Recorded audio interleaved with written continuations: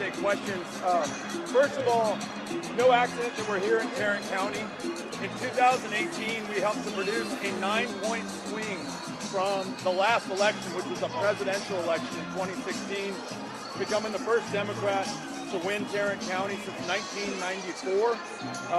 Tarrant County is going to have a lot to say about who the next governor of the state of Texas is. So we're back in Fort Worth, we're back in Tarrant, and we want to make sure that everyone who's here becomes a volunteer on this campaign, talk to their friends and neighbors here in Tarrant.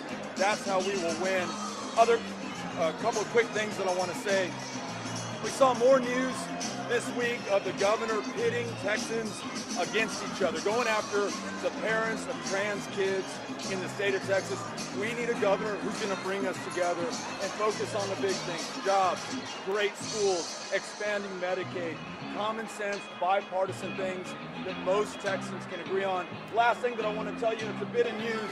We now have 53,500 people signed up to volunteer on this campaign, which is amazing, well above what we had in 2018.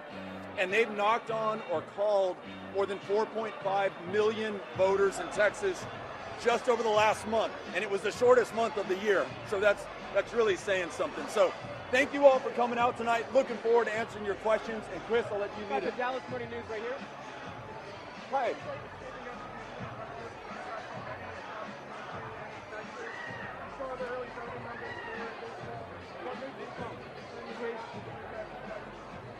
Look, we've got our work cut out for us in a state that has tried to make it hard to vote, and it's why we sent our volunteers out early.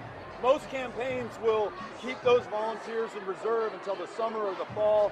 We're deploying them now because we do not have a second to spare given what we're up against. So we're going to have to increase the number of volunteers, increase the pace of their contacts, and then we've got to run the most aggressive, vigorous campaign you have ever seen. And you'll see me doing that. You may have seen me do that already as we cross the state, but you're going to see it even more intensely going forward. Thank you. Right through here. Straight ahead.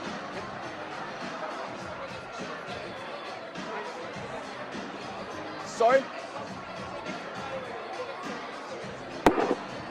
My biggest focus is making sure that we get this very comprehensive vision about the future of Texas out there, focusing on creating the best jobs in America, but right here in the state of Texas.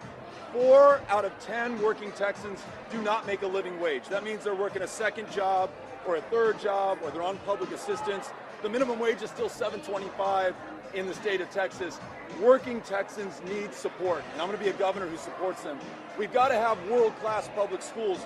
We have fallen behind every single one of our peer states when it comes to pre-K through 12 public education. Florida, California, New York, North Carolina, Illinois, you name it, we're behind them. I'm going to prioritize education by getting the backs of public school educators and teachers. And then Medicaid.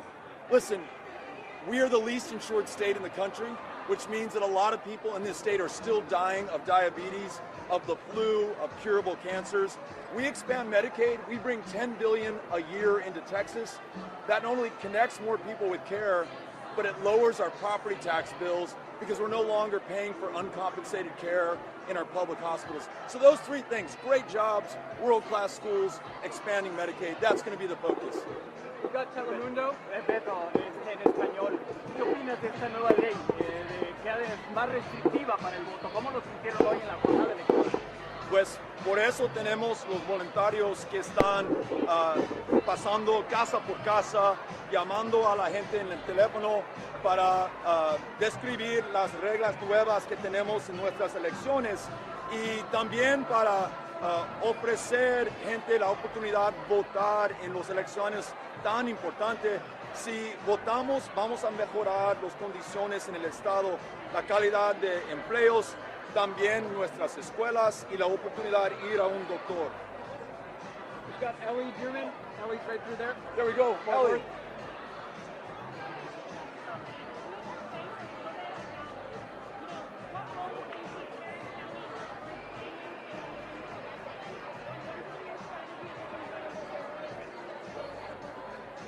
Tarrant County was so decisive in 2018 in terms of the results that we saw, as was North Texas. I mean, Colin Allred, for example, being elected to Congress, replacing a Republican, helping to flip the House of Representatives. You saw it in state house races, in state senate races, total turnout, and I became the first Democrat since '94 to win Tarrant County. Tarrant County will, in this election, likewise, be a major source of strength for down ballot races and making sure that we have enough votes to win the big one and become the first Democrat since 1994 to win a statewide election in Texas. So Tarrant County is critical, absolutely critical. Yeah. We got ABC WFAA.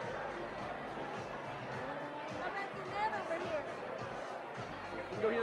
How will you combat the pocketed Republican that You know, we may not be able to raise as much money because we don't have the power of that office that is being corruptly used to extract donations from the very people whose businesses should be regulated by the governor and his appointees, but we have the people. And I keep mentioning that 53,500 number because, one, it's just amazing to me that that many people have signed up already this early in the race. And two, that is an awesome force that is now deployed to knock on doors and bring people in. I think that is the best and probably the only way that we can overcome this attempt at voter suppression and win this election. we're going to close the gap that is 9% right now? What's interesting to me is that I have not spent a dime, and the governor has spent millions of dollars on TV ads in every single media market in his state. His margin is shrinking.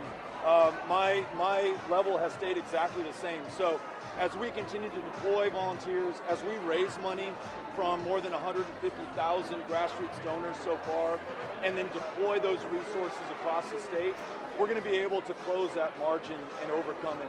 If you were looking at the race in 2018 at this point, you would have seen a similarly large gap. This really has not begun yet.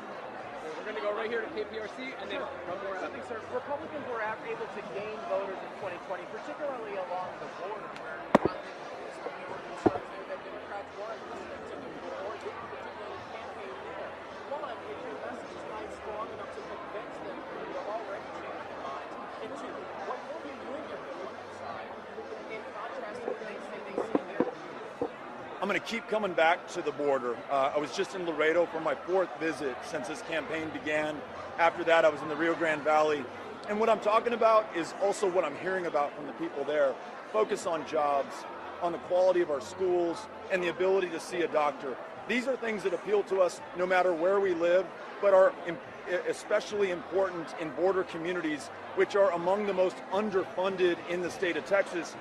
And instead of building walls and spending $3 billion on a solution in search of a problem, as the governor has done, or activating 10,000 members of the Guard, 4 of whom have taken their own lives, I'm going to invest in schools, job opportunities, and the ability to see a doctor in these communities. And yes, I think that message is strong enough. And I also agree, Democrats are partly to blame for our losses in 2020 because we have not been showing up in these communities and we have not been reflecting what's important to those whose votes we're asking for. I'm not going to make that mistake, and that's why I keep showing up and keep reflecting back what I'm hearing. Got time for one more right in front of you. Treating Governor Abbott differently than Senator Cruz in 2018? You know, with Senator Cruz, I really chose to offer an ambitious, aspirational vision for Texas. And I'd say something to you in 2018 like, you know, you probably formed your opinion of Ted Cruz. There's little that I can add to it. What I need to do with Abbott is make sure that you know exactly how badly he's failed you. Your electricity bills, which are up $40 to $60 a month over this same time last year, and will continue to go up over the next 20 years, that's on him. That's the Abbott tax. You're paying for his failure to keep the grid on and allowing people to make $11 billion in profit last February. The fact that Texas leads the nation in COVID hospitalizations for kids, that's on Greg Abbott, who wouldn't allow teachers to require masks in the classroom. When you look at the educational attainment of the people of this state, 4th grade reading comprehension earlier, that's on Abbott. When you look at the number of cops who've been shot in this state, that's on Abbott, who signed a bill that allows for permitless carry in the state of Texas. So I'm going to make sure that we connect the dots. People know exactly how badly Abbott has failed them in the state of Texas, and that we reach out to everyone, Republican, Democrat alike, to bring them into this campaign. What do Tomorrow I'm going to be here in Fort Worth, and then I'm headed back to El Paso. Yeah. I had a TikTok of Greg Abbott lying to my face, shaking my hand, promising me that the power grid was fixed when it was not fixed and he knew it wasn't. How would you have reacted to being asked about the power grid, and how do you feel about the incumbent governor lying straight to Texans' face? He's absolutely lied to the people of Texas. He was warned about the power grid before last February, promised Texas that we wouldn't have outages. Of course we did. Perhaps as many as 1,000 people lost their lives. We're all paying higher utility bills as a consequence. He then promised us it was fixed, but energy regulators and people who just have common sense know otherwise. We haven't winterized the gas supply. If we see more extreme or severe weather like we did last year, it's going down again, and we'll lose power again. So as governor, I'm going to make sure we winterize and weatherize the gas supply, connect ERCOT to the national grid, and then help ratepayers instead of taxing them this additional $40 to $60 a month. Thanks for asking. Thank you all for being here. We're going to go take some pictures with folks. Yep.